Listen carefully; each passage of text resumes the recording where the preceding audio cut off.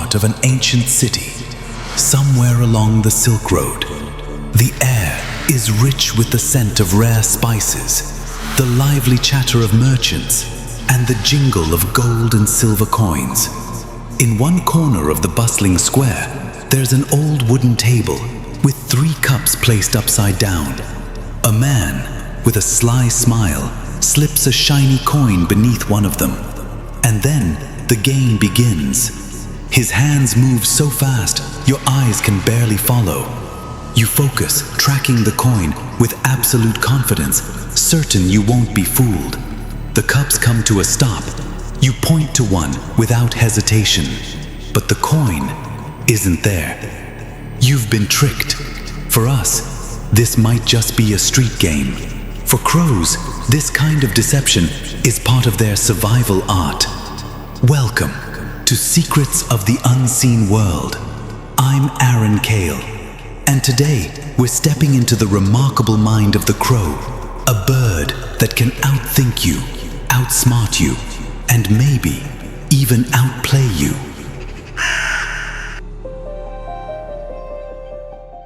Crows are masters of this game. Except instead of coins, they work with food, seeds, nuts, scraps of meat, anything worth hiding. For years, scientists have watched these birds pull off the same jaw-dropping trick. A crow carefully starts burying food, nudging dirt aside with its beak, moving leaves to cover it, even adding a few extra moves to make it look real. But here's the twist.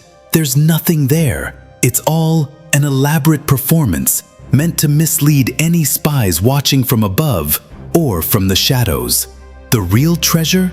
That gets hidden later, somewhere far safer. If a crow notices it's being watched mid-burial, whether by a human, another bird, or even a rival crow, it will instantly stop, pick the food back up, and move the whole operation elsewhere. Sometimes, they'll even create a fake cache, a decoy hiding spot, just to throw you off the trail. And this is where we enter the realm of advanced intelligence. Crows don't just think about who is watching. They think about what the watcher knows. If the observer has already seen the hiding spot, the crow will almost always relocate the stash. But if the observer just arrived and hasn't seen anything, the crow leaves it right where it is. Scientists call this ability theory of mind, imagining what another being is thinking or knows. For a long time, we believed only humans had it. But crows play this mental game like pros. One experiment made this especially clear. A crow found another's hidden food, ate part of it, then carried the rest away and reburied it somewhere new. And just for good measure, it staged a fake burying act, a decoy performance to mislead the original owner should they return and start searching. So, the next time you see a crow sitting quietly on a high branch, staring right at you, don't assume it's just killing time.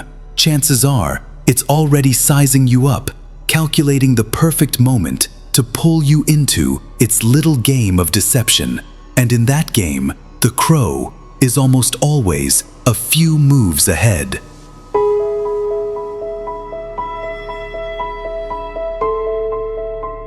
Sometimes, everything starts with a look. For us, it might just mean someone is staring. For a crow's, that look could be a warning or the beginning of an elaborate con. Crows are masters at knowing exactly who's watching them. If they're in the middle of hiding food and realize someone, human, rival crow, or nosy neighbor bird, has eyes locked on them, everything changes. They'll grab the food and fly off with a casual, nothing to see here attitude, looking for a safer spot.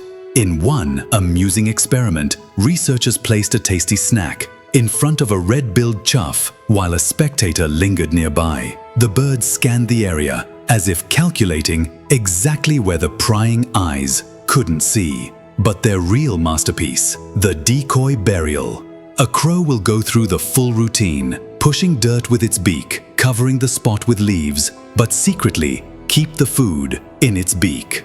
Only once the onlookers have turned away will it hide the real treasure somewhere else entirely. And this isn't just reacting to a presence. They think about what the watcher knows.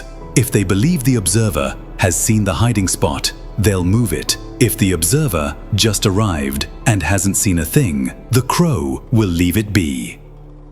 This level of mind reading is what scientists call theory of mind. Once we thought only humans and great apes had it, but crows play this psychological chess like seasoned pros. So, next time you spot a crow perched silently on a branch staring right at you, don't assume it's just killing time. It might already be directing an elaborate little con starring you.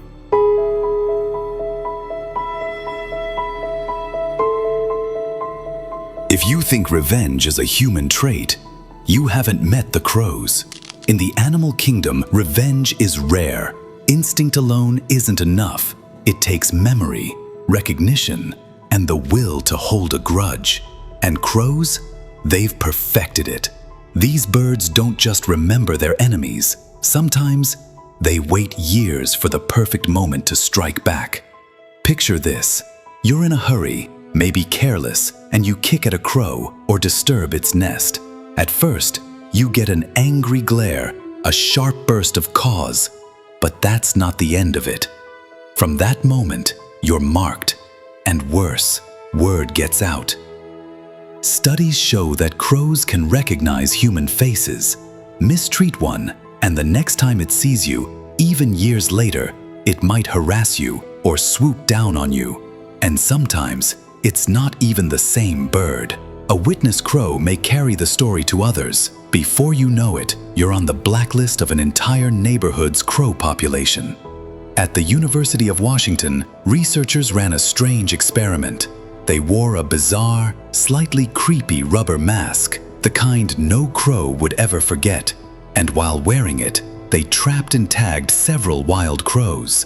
The birds were released unharmed, but they did not forgive.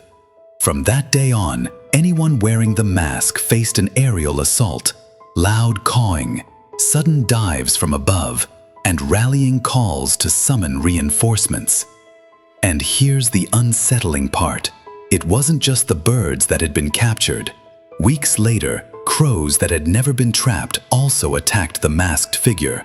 The knowledge had spread, not by accident, but deliberately. The warning had spread through the crow's own social network, much like humans passing along a dangerous rumor. Even more astonishing, the grudge lasted for years. Long after the original incident, and even after some of those first crows had died, the next generation still attacked anyone wearing that same mask. They weren't just reacting to personal experience, they were acting on inherited knowledge.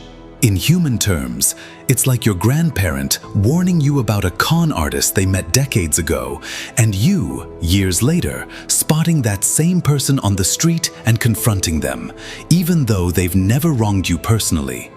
This ability to remember, recognize, and retaliate across generations is one of the clearest signs that crows live in a far more complex world than we once imagined. In their society, justice, or perhaps revenge, isn't just personal, it's a family legacy. And that's where intergenerational memory comes in. Crows can keep a face, an event, or a threat alive, not just in their own minds, but in the minds of those who come after them. In the human world, we do this with books, stories, and history lessons. Crows do it without writing a single word, yet their transmission is frighteningly precise. Scientists still don't fully understand how this experience transfer works. Do the young simply learn by watching the adults react? Or is there a special call, a kind of enemy code that marks a particular face for life? Whatever the method, the result is the same. If you cross a crow, don't be surprised if one day its grandchildren come for you. In the end, the crow is not just a bird we see on rooftops or in open fields.